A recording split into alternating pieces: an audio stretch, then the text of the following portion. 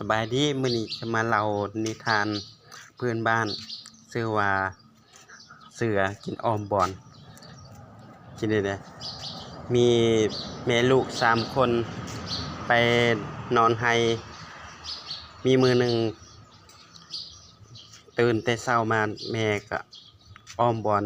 ไว้ออมใส่กระบางไม้เอิ้นว่า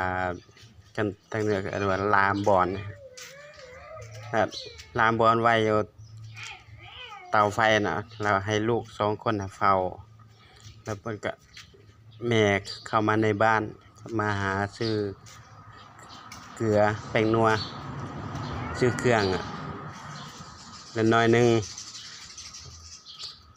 มีเสือมาบ่ซอยน้องน่ะเห็นเสือมาก็เลยก็ย้านปบหนีปบแล่นขึ้นต้นไม้แล้วผู้อายก็ใหญ่ขึ้นแน่นผู้อายใหญ่หน่อยหนึงแต่ตอนแล่นขึ้นต้นไม้ก็บ่ลืม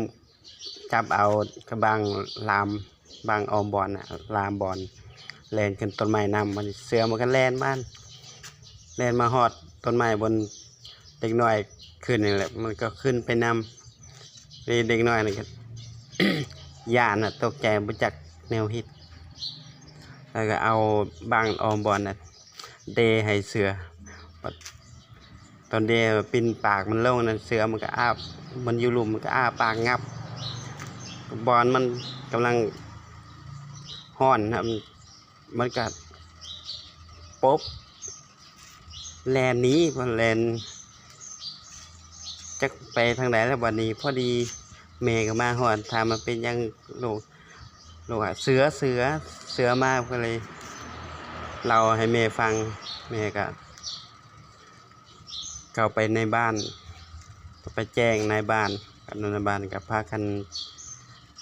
พวกสาวนมพากันไปตามหาเสือไปบนที่เกิดเหตุแล้วก็ตามห้อยไปตามไปจนฮอด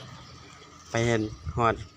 หนองน้ำเห็นเสือนอนตายอยู่ข้างหนองน้ำเพราะว่ากวดเบิ่งสภาพแล้วก็ตายย้อนออมบอนว่าซั่นบอนเนี่ยมันลวกปากลวกท้องได้มันกลืนนี่มันฮ้อนน่ะมันกลืนมันก็ตายย้อนออมบอน